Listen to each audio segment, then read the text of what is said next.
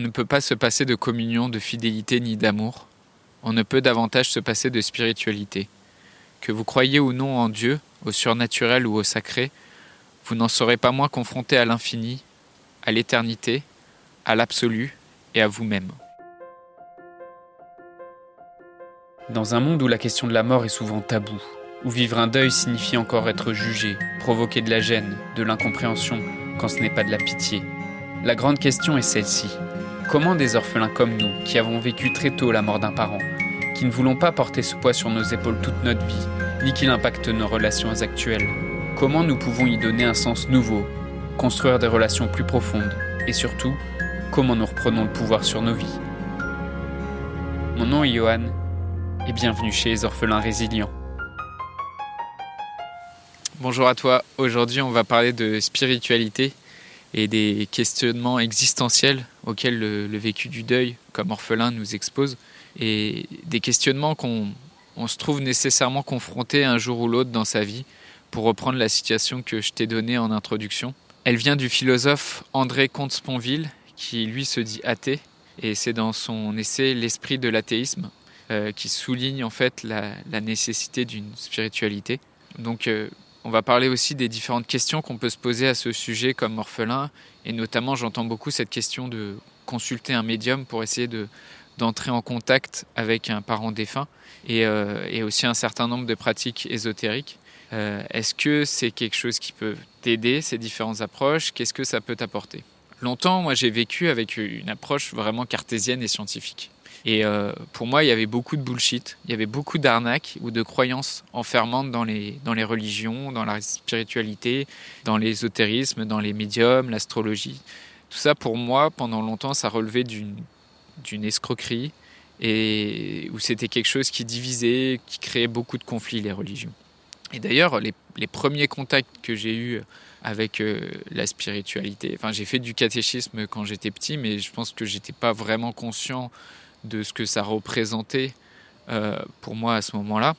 Et j'ai eu des contacts avec la spiritualité dans le cadre de mes études, où j'ai travaillé sur un documentaire radiophonique que je vais te mettre aussi en lien en description. Et dans ce documentaire, avec un ami, on a été à des cours de méditation. Et c'est des cours de méditation qui étaient très vraisemblablement donnés par une secte, ou en tout cas par un organisme que la Miviludes surveillait. Donc la Miviludes, sur la question de la spiritualité, c'est la mission interministérielle de vigilance et de lutte contre les dérives sectaires. Donc c'est une institution d'État qui surveille les pratiques spirituelles et pour contrôler éventuellement des dérives sectaires. Donc dans cette première rencontre avec la spiritualité, j'ai fait plusieurs séances de méditation, mais assez rapidement dans la discussion avec les personnes qui animaient ces réunions, on a abordé des questions, un peu sensibles, comme celle des interdits.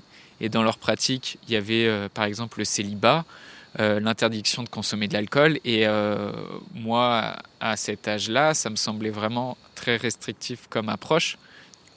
Et donc, cette première expérience que j'ai eue avec la spiritualité a été, je me suis dit, c'est intéressant, la méditation, c'est sympa, on se retrouve et on regarde un vase et on essaye. Donc j'étais un peu dubitatif, on va dire. Et après, dans mon cheminement, dans mes questionnements, j'ai de nouveau rencontré la spiritualité sous d'autres formes, et je m'y suis ouvert petit à petit, comme avec la loi de l'attraction, par exemple, avec le livre Un cours en miracle, ou dans le livre que je t'ai déjà cité, qui s'appelle Conversation avec Dieu, qui est écrit par Neale Donald Walsch. Et en tout ça, toutes ces lectures, toutes ces recherches, ça m'a amené à me re-questionner mon rapport à la spiritualité, à la religion et à la croyance en général. Et à voir que aussi ce que je croyais, ça a influencé mes perceptions, et que la question qui est principalement souvent de savoir si c'est vrai ou si c'est faux, si on y croit ou si on n'y croit pas, c'est pas la question pour moi qui est la plus intéressante. La vraie question pour moi, c'est est-ce que ça m'aide pour avancer ou est-ce que ça m'aide pas pour avancer? Et donc je vois souvent des questions des orphelins qui demandent qui est-ce qui a déjà consulté un médium, est-ce que vous avez été satisfait, est-ce que vous avez déjà fait affaire avec un médium, des personnes qui cherchent des réponses à ces questions et qui pensent, qui se demandent s'ils ont déjà eu des contacts avec des médiums en ligne, et les difficultés aussi à sauter le pas, la peur aussi de se faire arnaquer concrètement dans ce genre de pratique, la peur aussi des fois juste d'être déçu de l'expérience. D'une façon plus générale sur la spiritualité, la mort et le deuil, ça apporte vraiment leur lot de questions existentielles. Pourquoi on vit, pourquoi on meurt, c'est quoi la vie? Si pour toi une spiritualité, une religion, quelle qu'elle soit, des croyances, si tout ça, ça t'aide à trouver des réponses à ces questions existentielles, alors pourquoi pas? Et si c'est une spiritualité qui te fait grandir, qui t'aide, qui te nourrit, mais à l'inverse, si c'est une spiritualité qui t'inquiète, qui te contraint, qui t'isole ou qui t'oblige à faire quelque chose, si ça te déconnecte aussi de la réalité, là, je me poserai un peu plus de questions pour toi sur cette approche-là. Et en tout cas, il y a beaucoup de choses à explorer du côté des spiritualités, et c'est pas moi qui vais te dire sur cette question de la médiumnité si c'est quelque chose qui est légitime ou non. Et sur la question spécifique du médium, est-ce que j'y crois ou pas? Pour moi, c'est pas vraiment la question.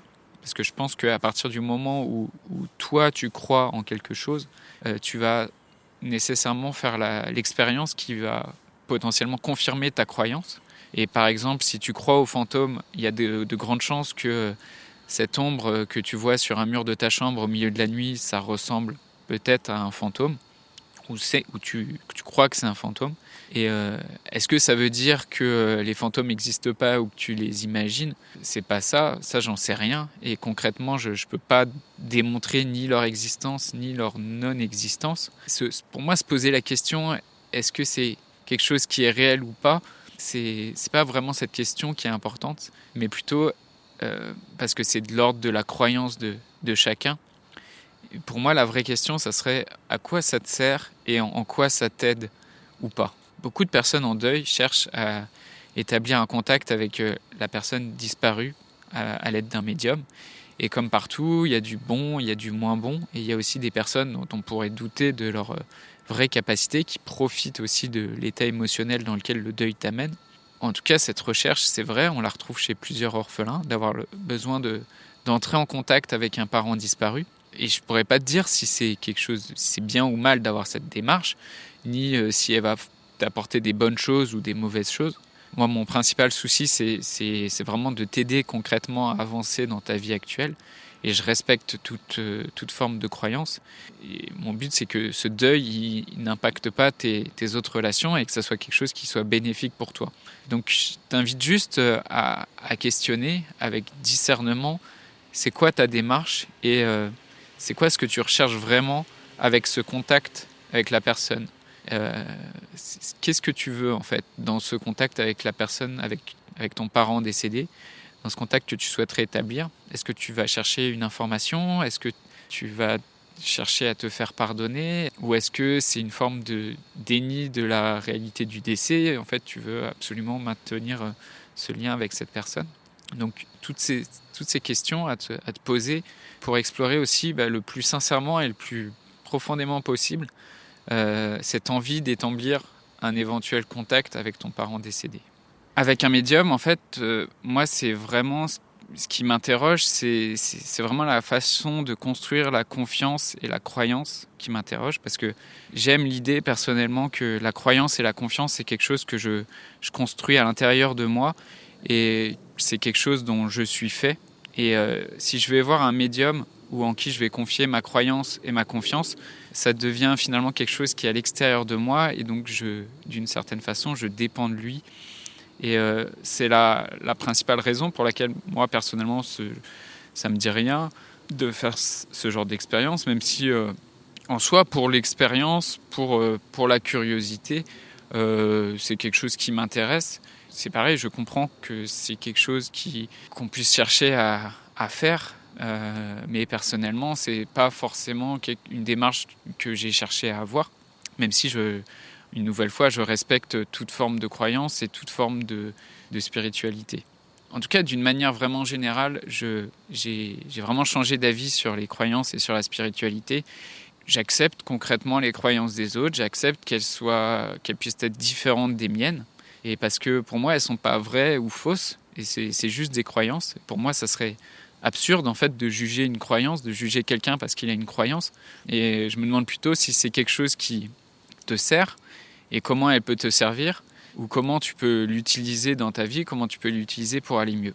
Et toi, peut-être, quelles sont les spiritualités ou peut-être les pratiques ésotériques que tu as explorées et qu'est-ce qui t'aide, qu'est-ce qui a éveillé ta curiosité et tu peux venir en discuter sur le groupe Facebook. Je voudrais te remercier d'avoir écouté cet épisode et j'espère sincèrement que ce que je t'ai partagé aujourd'hui t'a aidé. Si ça t'a aidé, alors assure-toi de le partager avec quelqu'un d'autre qui en a besoin.